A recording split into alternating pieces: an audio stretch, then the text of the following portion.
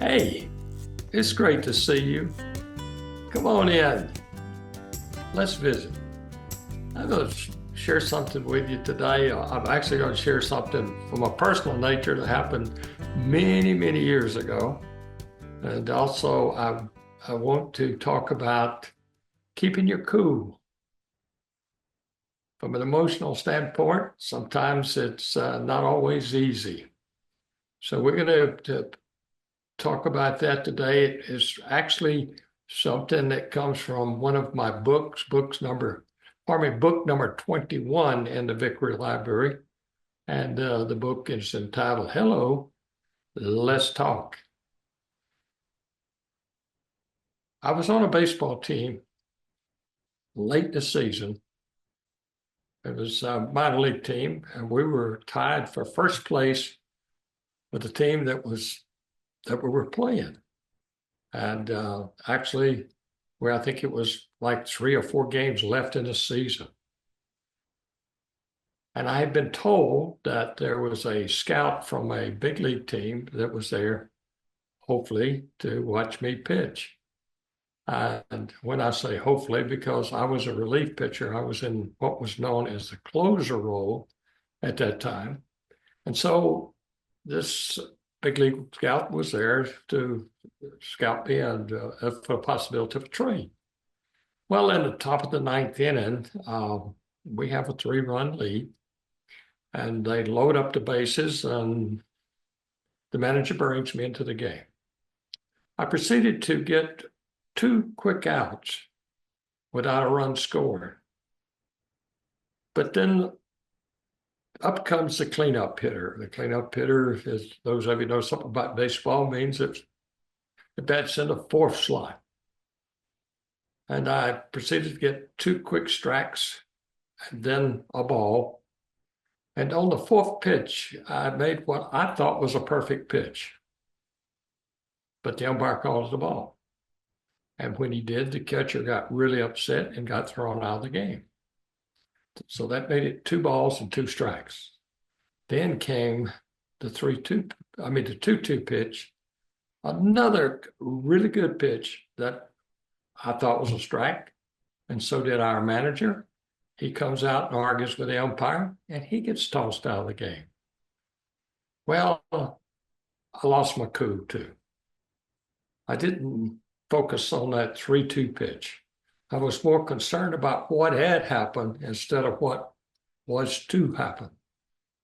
And I threw one pitch that I wished I could bring back. Home run, and we end up losing the game. And did I lose my cool? Really lost it after that. But what had truly affected me is the fact that I had lost my cool on that pitch that I wished I could get back.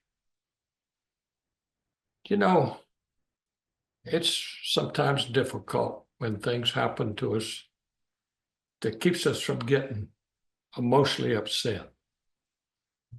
Let me ask you a couple, 3 questions. Do you allow others what they cause in your life to bring about strong emotional reactions on your part? You know, somebody else cannot make us mad. We can only get upset ourselves at the situation or at ourselves.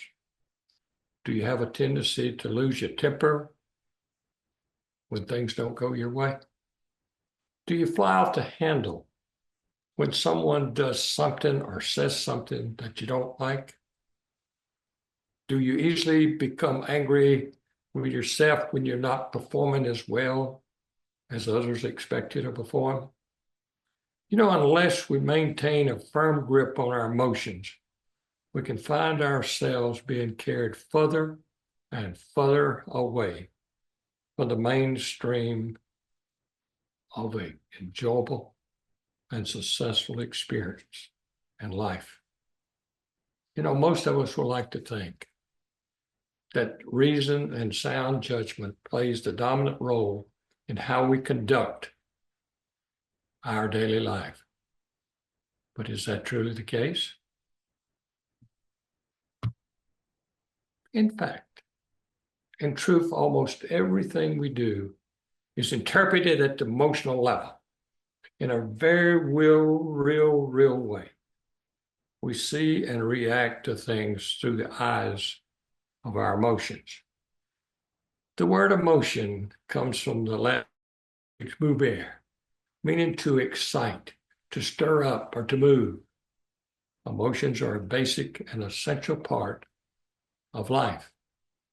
One of the most impressive things about those who are high achievers is that they generally display a solid emotional factor about them. Their emotional control is excellent. While they experience the depth and the breadth of a life of emotions, they have a real good handle on those emotions.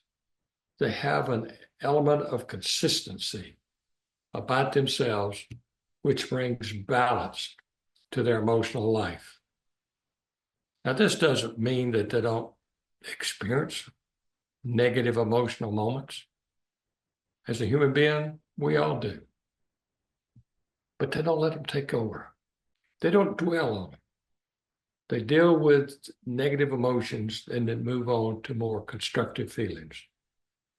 Neither do those who experience success in pressure-type situations get too overcharged. You've heard me say it before. There is no such thing in my mind as a pressure situation. All situations carry the same way. But that's not always the way it is or the way it's true in the eyes of most of us when we face a pressure cooker type situation. To exercise composure in these situations is what makes a difference, in my estimation, between a high level of performance and just getting by. I recently read an article which talked about the fact that a high emotional quotient, an EQ, will move one up the success ladder as quickly as a high IQ. It's great to have both, but broadly developed social personalities who deal with people on a regular basis display greater emotional control and stability in their actions with people from all walks of life. To enjoy significantly greater success, it's essential that we balance reason with emotion. It's precisely the ability to experience a whole range of human emotions at the right time and in the right degree that will lead to a dramatic impact on our positive and directive efforts, emotional control. As you probe your own emotions, let me ask you, what are the role emotions playing in your life? How are you doing in the area of emotional control and stability? Are your emotions working for you or against you? Are your emotions your best servant or your worst enemy? I want to share one thing, one term that I wanted you to keep in mind. Our overall success depends on our ability to control ourselves. And one of the things I think can make a difference in that is what I call an it's okay attitude. It's okay. The attitude is built on the premise that if there is nothing we can do about a situation, why in the world would we get all emotional about it?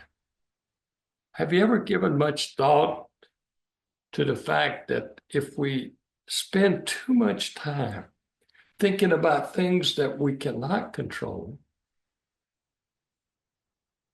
where does it lead us? There's a tendency to get stuck in mental entanglements with someone else and doing something or not doing something, what others think or say about us, with unreal expectations that we create. We also have a problem with things out of the past. Can we do anything about it? Or how about the future? Tell me, how much control do we have over those things? Take some day-to-day concerns. When the driver ahead of you is kind of just moving along about 10 miles below the speed limit, and you're trying to get to a meeting and you're already late, what do? Do you blow your car horn and blow your stack? How about the flat tire? You get upset? Just let it be okay. Fix it or call someone to come fix it for you. I know it's not easy. It's probably easier to get upset, to get angry, to feel miserable. But where does it get us? That tire is always going to need to be changed, right? How about the obese person that worries about weight? Where's the focus? Isn't it on the weight? It's not on the solution. That's often I've contended that how much do you want to weigh? That's what you focus on. Not where you are, but where you want to go. Emotions. Isn't it really okay for the world to move at its own pace? If we get upset, what have we achieved? Are we going to let someone else consciously or unconsciously knock us right out of an it's okay state of mind?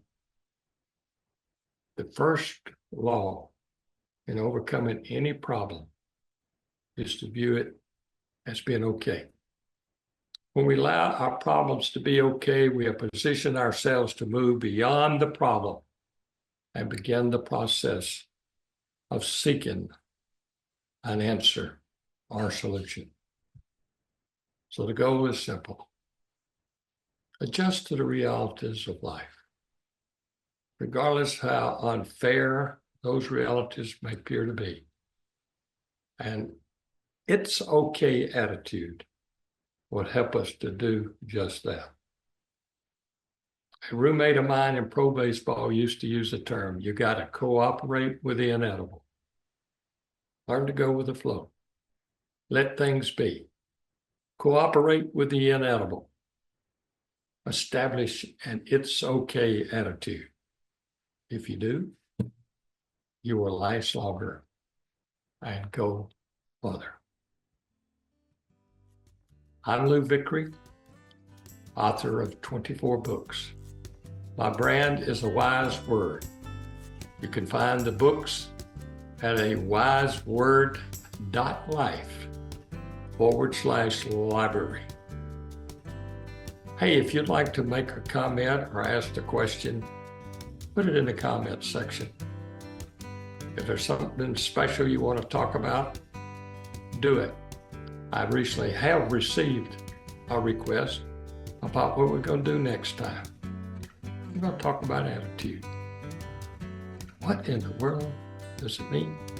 And how important is it? So until then, I'm Lou Vickery. You keep a smile on your face. You keep happiness in your heart. And you keep optimism on your tongue. See you soon.